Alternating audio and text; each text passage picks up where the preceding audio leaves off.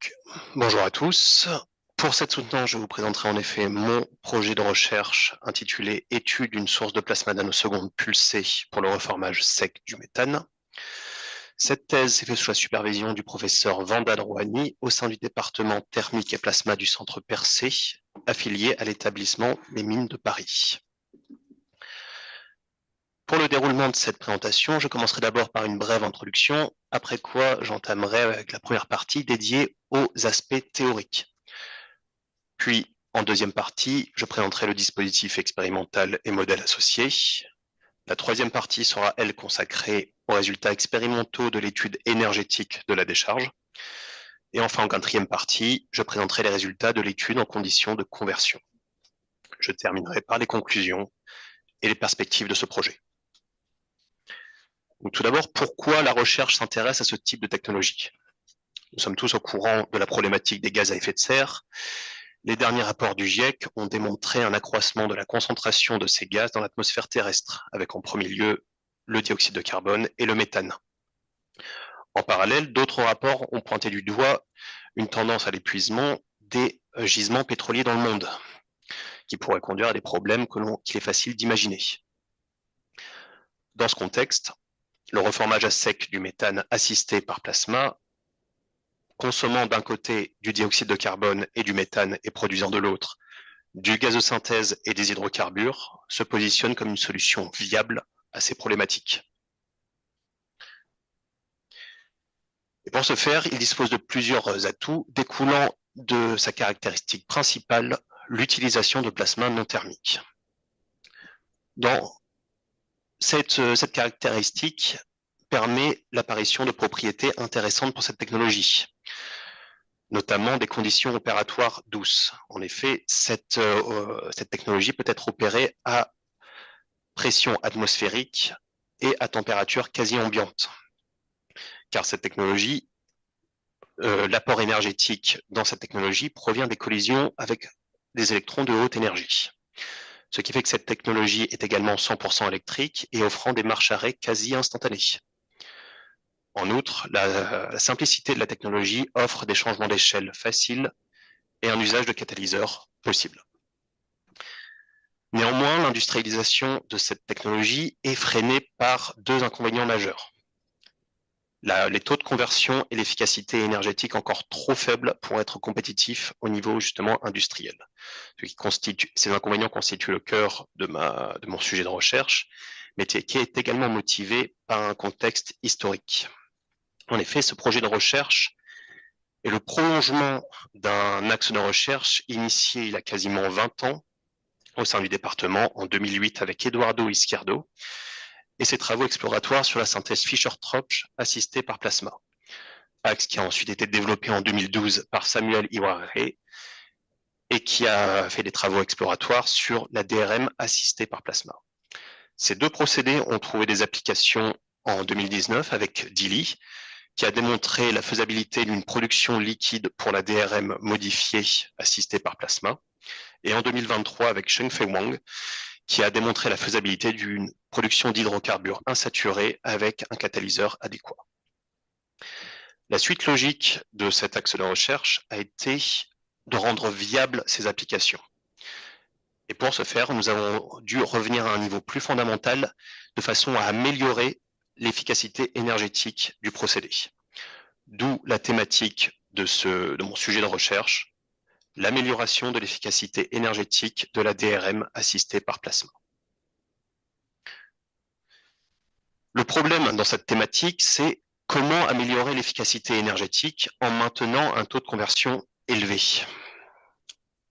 Ici, vous pouvez voir une cartographie des différents paramètres opérationnels utilisés dans la littérature pour caractériser ce procédé, avec des paramètres électriques, des paramètres process et des paramètres chimiques. Vous pouvez notamment voir l'efficacité énergétique qui dépend du taux de conversion et du SEI. SEI qui définit la quantité d'énergie reçue par le système chimique et qui dépend de la puissance électrique et du débit.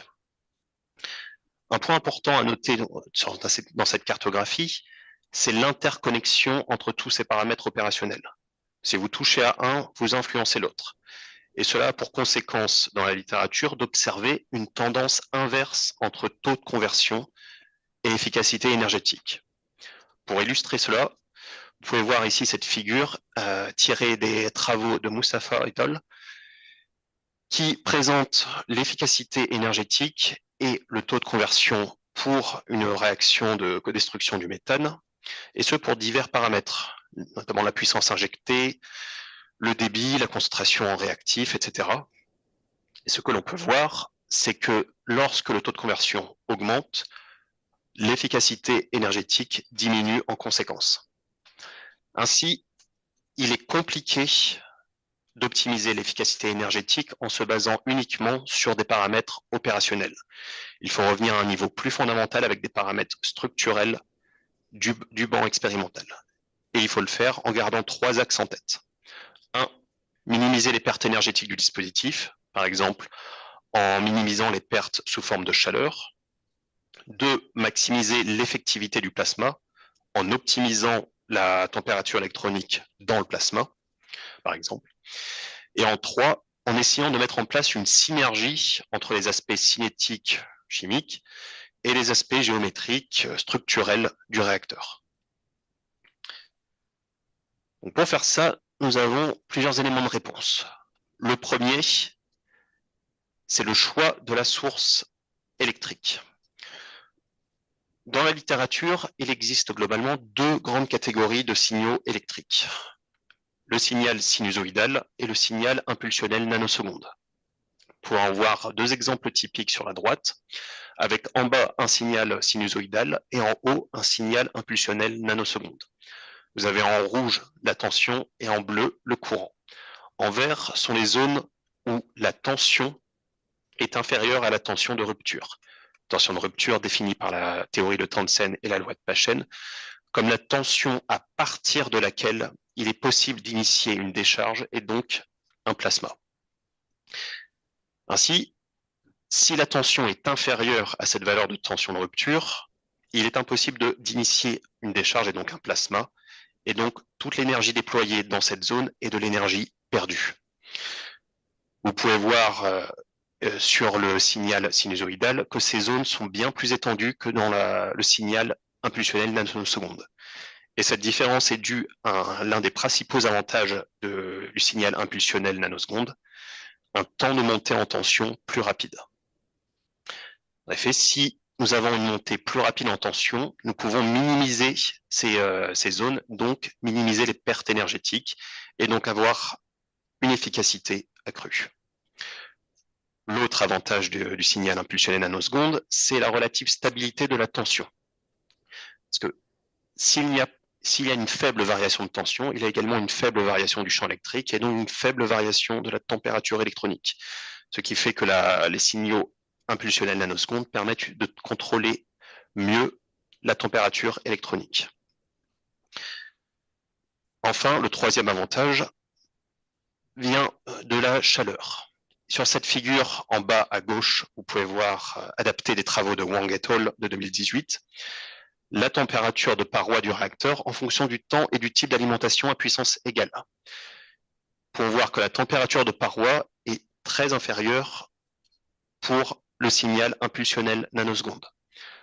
Une température plus basse signifie des pertes moindres sous forme de chaleur et donc une efficacité accrue. Le deuxième élément de réponse, c'est la proposition d'une géométrie multi-étage. Vous pouvez voir en bas une figure tirée des travaux de Méziane, présentant la temporalité des divers processus chimiques dans un environnement plasma, avec cette durée allant jusqu'à la seconde. Par comparaison, vous avez aussi la durée de vie des phénomènes physiques issus de l'initiation de la décharge, avec l'avalanche électronique, le streamer, la microdécharge et le rémanent de microdécharge. Ils peuvent aller jusqu'à la milliseconde. Enfin, dans cette géométrie multi-étage où on a une alternance de zones plasma et sans plasma, son impact peut être vu sur cette figure issue des travaux de Wang et al. De 2023, présentant la conversion du méthane et du dioxyde de carbone et le rendement énergétique en fonction du nombre d'anneaux de l'électrode externe. Ainsi, nous pouvons voir l'impact de l'utilisation d'une géométrie multi-étage ou par rapport à une géométrie à étage simple. Nous avons un avantage en termes de conversion et d'efficacité énergétique. Le troisième et dernier élément de réponse est l'utilisation d'une double enveloppe. Vous pouvez voir ici la température du réacteur en fonction de la puissance consommée. Cette température varie du simple au triple et pourrait du coup affecter l'efficacité énergétique. D'où l'intérêt d'utiliser une double enveloppe pour faire circuler un fluide permettant un contrôle thermique de l'espace réactionnel, ce qui permettrait d'optimiser l'efficacité énergétique. D'autre part, le fluide utilisé est un isolant électrique, ce qui permet une isolation électrique complète du réacteur et un confinement du plasma dans la zone réactionnelle, ce qui permettrait d'améliorer les taux de conversion et l'efficacité énergétique. Maintenant que nous avons vu les prérequis théoriques, nous pouvons passer au dispositif expérimental. Vous avez ici un diagramme du banc expérimental avec en haut l'arrivée de méthane et de dioxyde de carbone arrivant par le haut dans le réacteur, sortant par le bas et traversant un piège froid permettant de séparer les liquides des gaz. Les liquides sont analysés par un chromatographe associé à un spectromètre de masse. Les gaz sont analysés par un chromatographe en phase gazeuse. La circulation du fluide dans la double enveloppe est assurée par une pompe thermostatée avec une entrée liquide en bas et une sortie en haut. L'analyse électrique est assurée par une sonde haute tension aux bornes du réacteur et d'un tore de mesure de courant en sortie de réacteur, tous les deux connectés à un oscilloscope permettant d'enregistrer et de mesurer la tension, les signaux de tension et de courant dans le réacteur. Justement, le réacteur, celui-ci est issu de la technologie DBD cylindrique et équipé d'une double enveloppe. Nous avons une électrode centrale en cuivre, autour de laquelle nous avons le réacteur sur lequel sont peints directement l'électrode en argent. Nous avons évoqué plus tôt la temporalité des processus chimiques, pouvant aller jusqu'à la seconde. Nous avons un débit permettant une vitesse de gaz de 1 cm par seconde, en conséquence de quoi, pour exprimer la totalité des phénomènes chimiques entre deux zones de plasma, l'écart interannulaire a été fixé à 1 cm. Le matériau diélectrique est du quartz.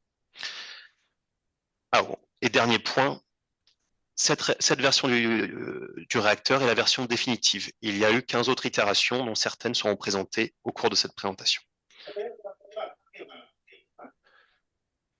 Concernant le générateur, celui-ci est un générateur d'essai impulsionnel nanoseconde carré unipolaire. Il génère donc des créneaux de tension d'une amplitude maximale de 15 kV avec une intensité de courant maximale de 250 ampères. La fréquence de répétition est comprise entre 0,5 et 5 kHz avec une durée de pulse de 450 nanosecondes pour un temps de montée de 20 et un temps de descente de 50. Les deux avantages de ce générateur, c'est le temps de montée très court comparé à d'autres générateurs, qui permet de minimiser les pertes énergétiques comme évoqué plus tôt. Le deuxième avantage, nous avons évoqué tout à l'heure que la durée de vie d'un rémanent de microdécharge était de l'ordre de la milliseconde. Une fréquence de répétition comprise entre 0,5 et 5 kHz permet d'abaisser la durée interpulse en dessous de la milliseconde et permet donc d'accéder à des phénomènes d'effet mémoire, ce qui pourrait être utile pour maximiser l'efficacité énergétique.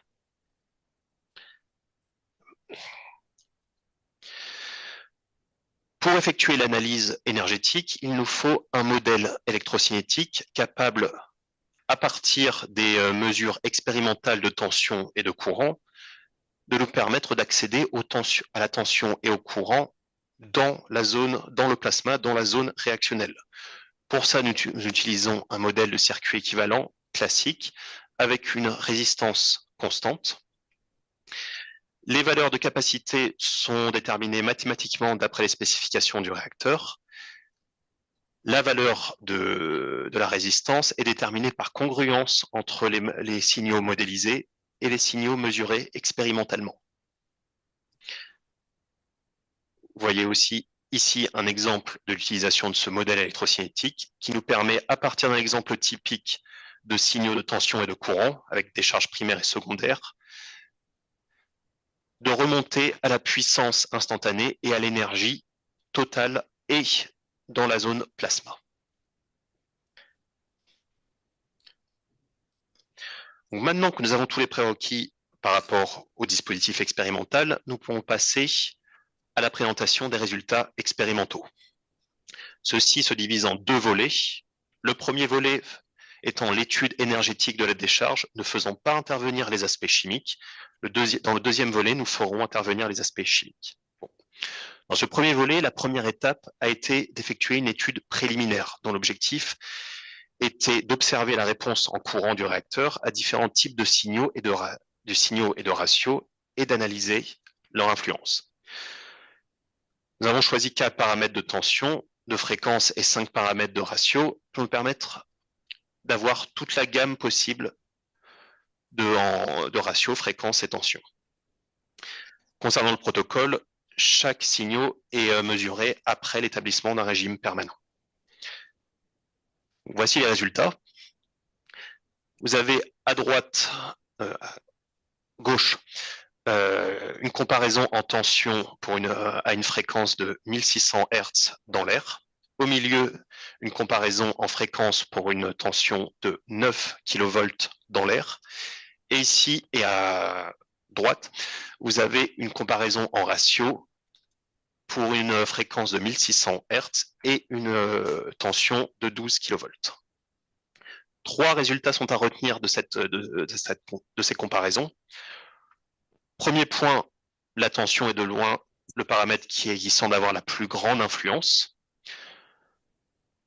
Deuxième point, l'augmentation de la PRF, donc de la fréquence de répétition, semble affecter positivement le courant. Nous pouvons voir, en particulier sur la décharge primaire et secondaire, une élévation du courant lorsque la PRF atteint 5000 Hz.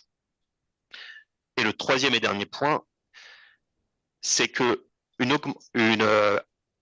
richesse en méthane dans le mélange semble augmenter la valeur de l'intensité du courant dans les décharges primaires et secondaires. Nous voyons en effet que plus le mélange va vers le méthane pur, plus le courant est intense sur la décharge primaire et secondaire. Maintenant que nous avons vu comment réagissait le réacteur à des signaux divers, nous pouvons aller plus loin avec une analyse vraiment énergétique, dont l'objectif est double. Le premier point est de confirmer et analyser les résultats préliminaires par l'étude des mesures d'énergie. Le deuxième point est de vérifier la pertinence des améliorations structurelles apportées au réacteur, notamment la double enveloppe et l'électrode annulaire. Pour ça, nous utilisons 9 paramètres de tension, donc une gamme plus étendue et plus détaillée que dans l'étude préliminaire. Toujours 4 paramètres de fréquence et 5 paramètres de ratio. Concernant le protocole, comme précédemment, nous attendons l'établissement d'un régime permanent pour effectuer nos mesures, et chaque point présenté est la moyenne de 3 mesures successives. Concernant les paramètres opérationnels présentés, un point important est à noter, le état élec et l'efficacité électrique. Il s'agit tout simplement du ratio entre la puissance électrique moyenne dans le plasma par rapport à la puissance consommée. Puissance consommée qui est la puissance soutirée par le générateur sur le réseau et qui a été mesurée avec un wattmètre.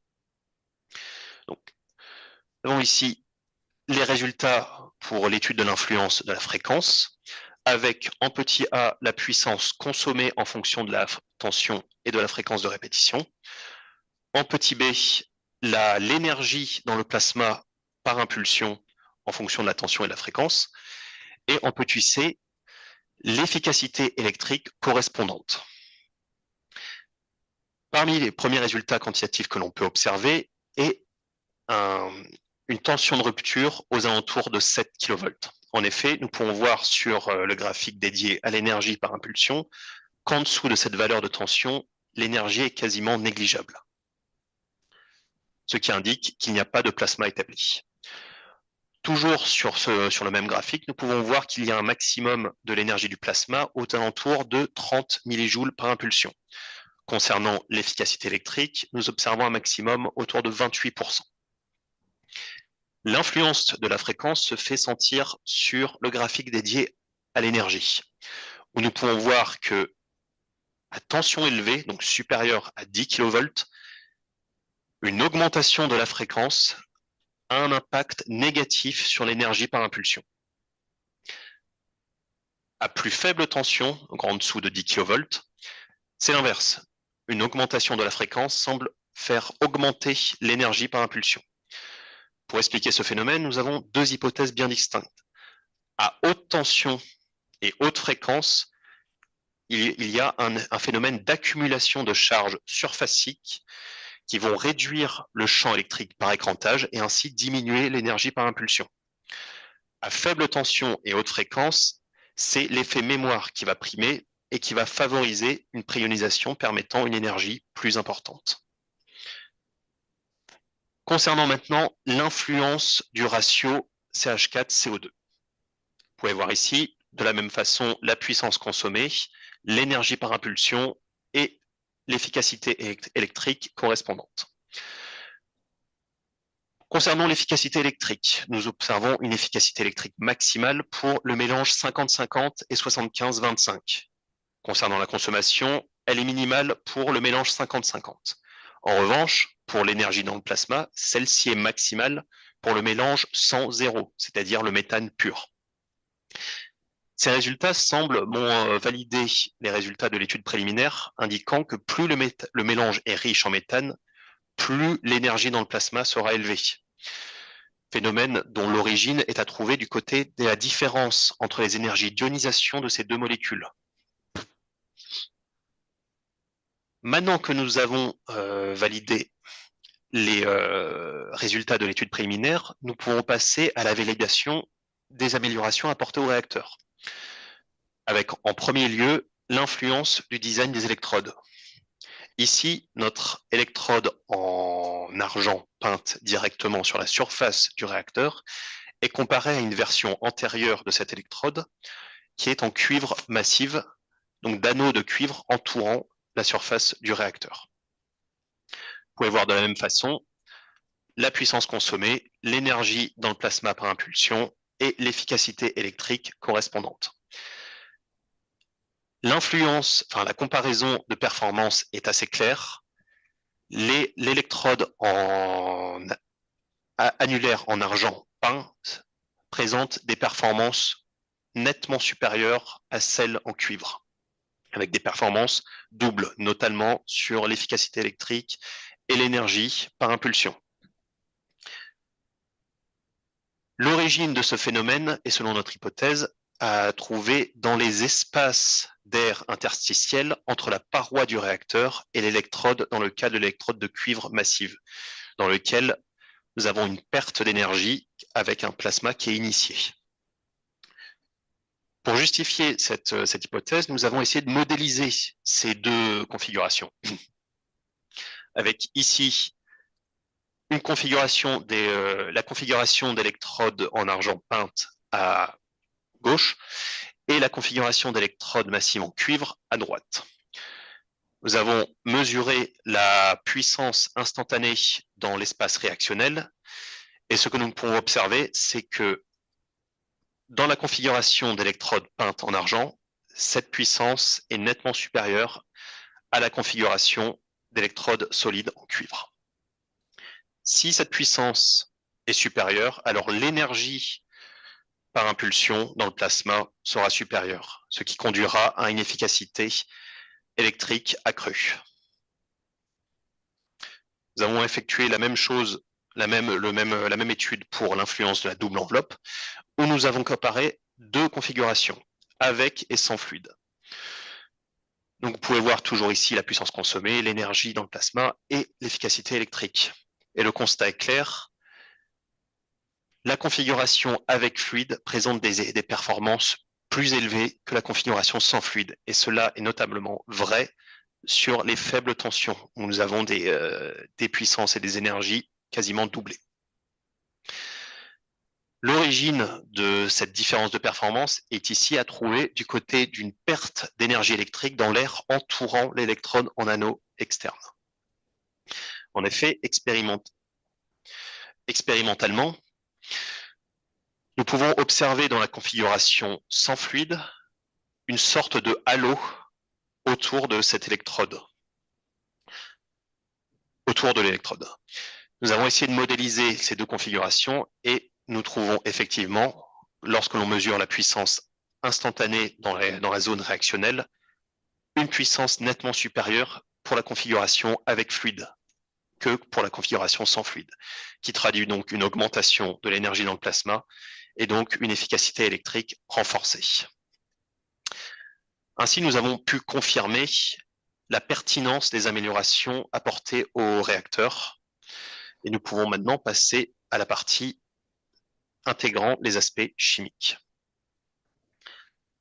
Dans cette étude, l'objectif est de tester donc du coup et d'évaluer les performances du réacteur dans les conditions de conversion. Pour ça, nous avons sélectionné 7 paramètres de tension, 3 de fréquence. Nous avons maintenu à la température autour de 20 degrés, température ambiante, et un débit de 120 millilitres par minute.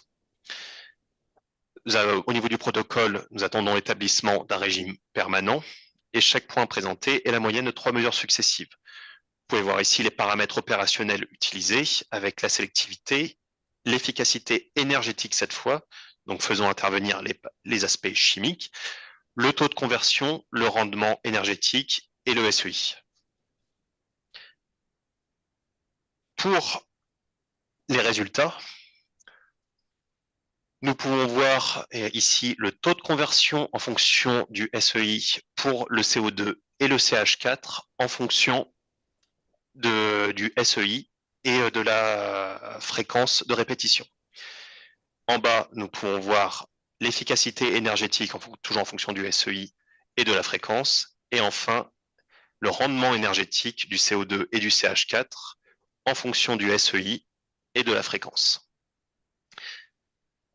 Parmi les résultats quantitatifs que nous pouvons observer, le taux de conversion du CH4 en vert tend à évoluer entre 13 et 62%. Donc, il augmente avec le SEI. C'est la même chose pour le CO2, dont le taux de conversion évolue entre 1% et 40%. Pour l'efficacité énergétique, celle-ci diminue avec le SEI entre 18 et 8%. Pour le rendement énergétique, celui-ci diminue avec le SEI, avec le CH4 en vert, passant de 1,1 à 0,3 millimoles par kilojoule. Concernant le CO2 en bleu, celui-ci passe de 0,5 à 0,2 millimoles par kilojoule. Une chose à remarquer, c'est que les taux de conversion et l'efficacité énergétique suivent bien des tendances inverses, comme remarqué dans la littérature. Concernant la sélectivité, le premier résultat, vous avez donc du coup la sélectivité du monoxyde de carbone et du dihydrogène présenté ici, en haut, qui dépend, présenté en fonction de la tension et de la fréquence. En bas, la sélectivité des hydrocarbures présentée en fonction de la fréquence et de la tension. Le premier élément à remarquer, c'est la sélectivité du monoxyde de carbone. Celle-ci reste stable de façon indépendante de la tension et de la fréquence de répétition. L'origine de ce phénomène est à mettre du côté du mécanisme. Nous avons en effet deux mécanismes différents pour la conversion du CH4 et du CO2. Le CH4 est majoritairement converti par impact électronique dissociatif d'après la littérature et le CO2 par réaction avec espèces activées. L'autre point à noter, c'est la corrélation entre la sélectivité du dihydrogène qui augmente avec la PRF et la tension entre 20 et 30%, et la corrélation avec la sélectivité des hydrocarbures dont la sélectivité diminue avec la tension et la PRF. Cette corrélation entre le dihydrogène et les hydrocarbures, donc dans les sélectivités de ces deux espèces,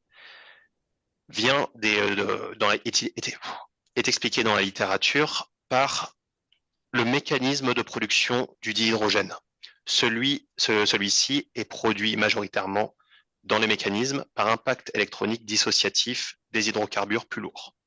Donc, lorsque la PRF et la tension augmentent, nous avons plus d'impact électronique dissociatif, donc plus de dihydrogène et moins d'hydrocarbures.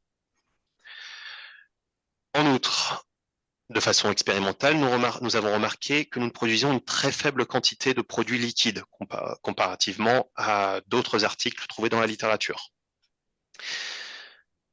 Cette anomalie pourrait avoir plusieurs origines.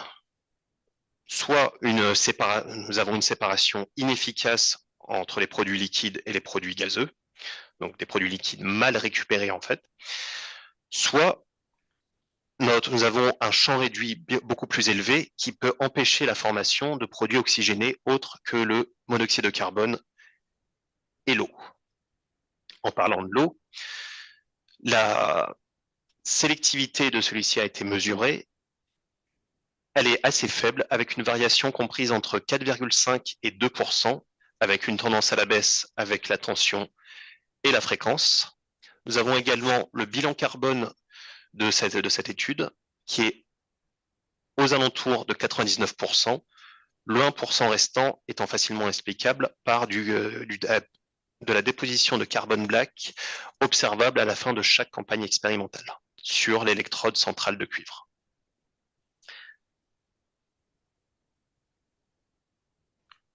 Les performances de ce procédé mis en valeur dans cette étude ont ensuite été comparées avec des précédentes valeurs issues des travaux précédents.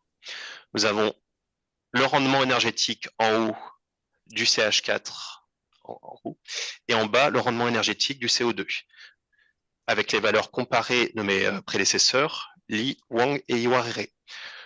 Nous pouvons constater qu'à tous les niveaux, nous avons des performances en termes de rendement énergétique qui sont supérieures et qui affichent entre plus 10 et plus 30% par rapport aux travaux précédents. Lorsque nous comparons avec la littérature, les performances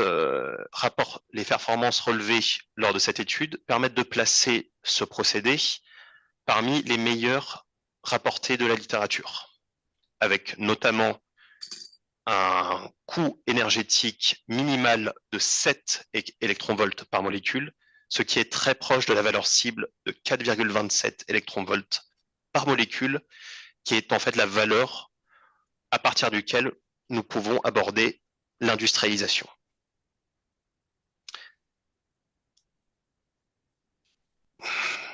Enfin, la dernière étape de cette étude en conditions de conversion est l'exploration des températures négatives. En effet, au cours de l'étude de la littérature, nous avons pu observer quelques articles présentant des résultats intéressants lorsque la température s'approchait de 0 degré. Nous avons donc conçu une dernière étude dont l'objectif est d'explorer l'impact d'une température négative sur la dynamique énergétique et chimique du système. Nous avons donc remplacé la pompe thermostatée par un cryostat permettant d'atteindre des températures beaucoup plus froides.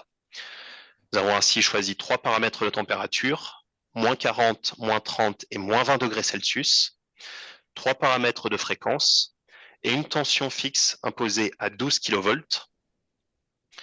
Concernant le protocole, toujours de la même façon, nous attendons l'établissement d'un régime permanent et chaque point présenté est la moyenne de 3 mesures successives. Les paramètres opérationnels sont les mêmes que lors de l'étude précédente.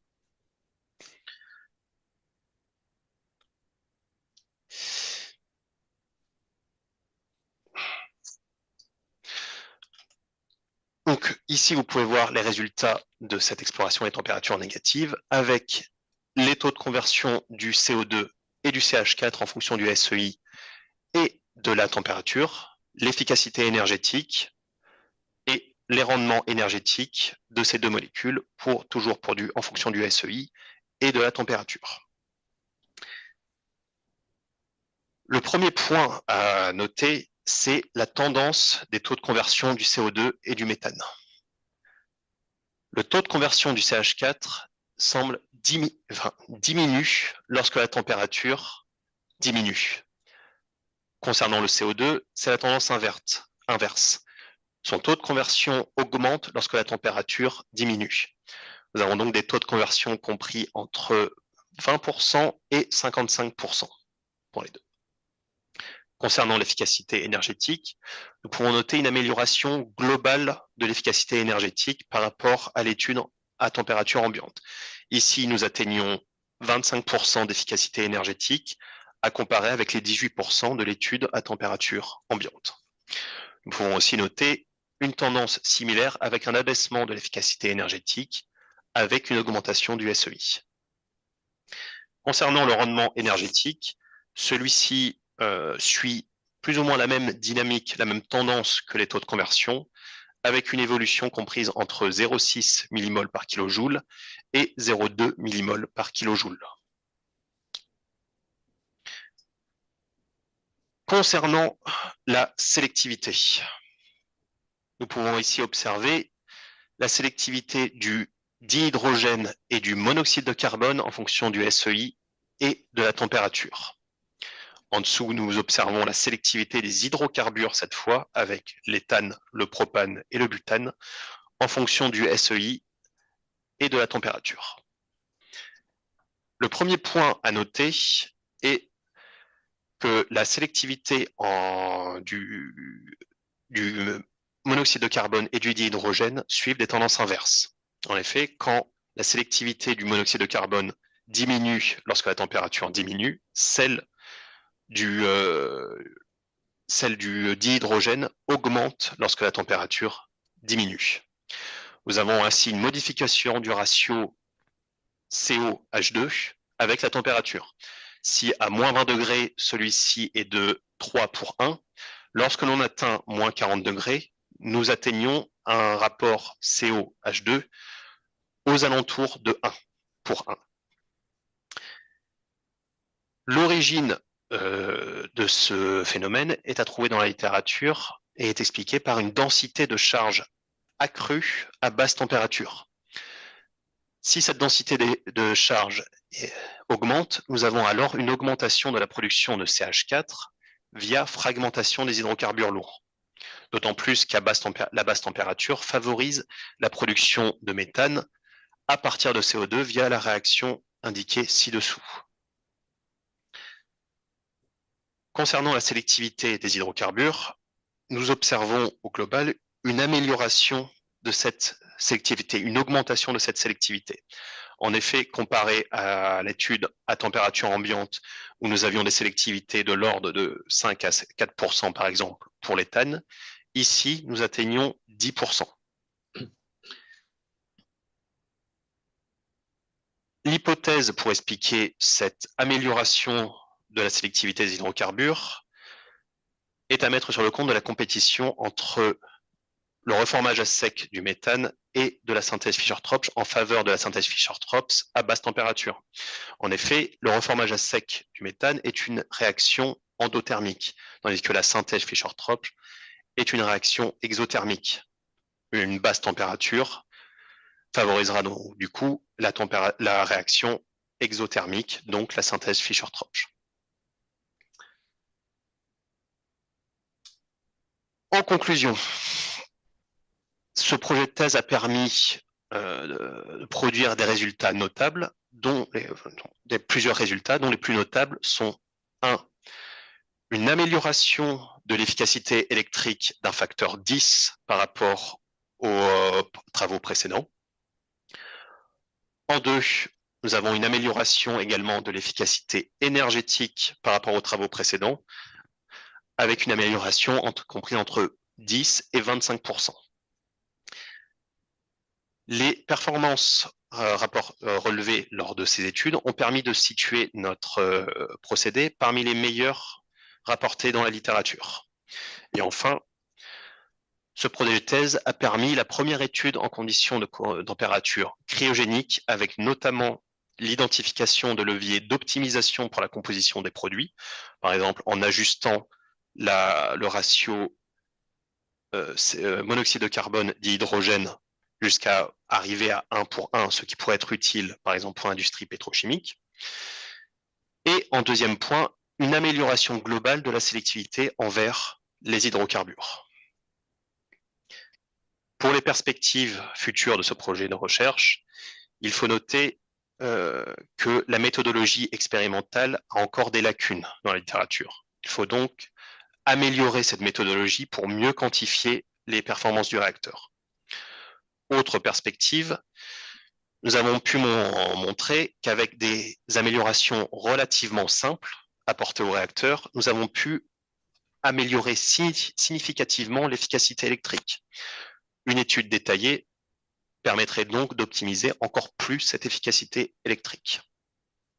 Enfin, notre étude à des températures cryogéniques a révélé plusieurs résultats qui sont intéressants et qui pourraient justifier une exploration beaucoup plus approfondie de ces températures basses, avec notamment, par exemple, une gamme de températures plus étendue plus étendue. Et enfin, la dernière perspective de ce projet de recherche, et qui, je pense, est commune à toutes les soutenances de thèse dans le même domaine et à quasiment toutes les conclusions d'articles scientifiques dans le domaine, la nécessité de développer une modélisation plus précise de la chimie sous plasma pour expliquer les tendances expérimentales et ainsi faire progresser cette technologie vers l'industrialisation. Je vous remercie pour votre attention.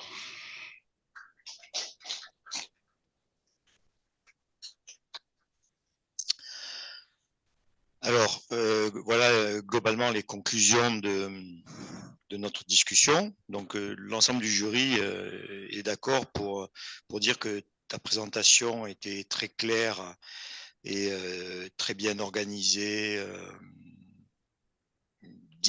très didactique. Le jury a vraiment exprimé et a montré que tu as montré la qualité du travail expérimental, notamment dans le domaine de génie des procédés. Concernant la réponse aux questions, on a trouvé que tes réponses étaient sincères et qui montraient globalement une bonne maîtrise générale de ton sujet de thèse. Néanmoins, durant ta présentation, il a été noté encore, je dirais, un certain nombre de manques de rigueur. Ça a été notamment pointé par Stéphanie sur certaines formules. Donc, il faut, voilà, et ça, c'est des choses qu'il faut corriger dans l'avenir. Hein, c'est-à-dire, quand tu écris une formule, il faut, c'est pas juste un copier-coller, il faut vraiment être un peu plus rigoureux sur ces aspects-là. Bon, globalement, le jury n'a pas été très long à délibérer et on a considéré que on t'a déclaré digne du grade de docteur en énergétique et procédés. Et donc, on te félicite pour ce grade de docteur qui était attendu et qui est l'aboutissement de ton très gros travail durant toutes ces années de recherche. Et donc, si tu es d'accord, on t'invite à prêter serment. Non. Voilà. Okay. En présence de mes pairs parvenus à l'issue de mon doctorat en énergétique et génie des procédés,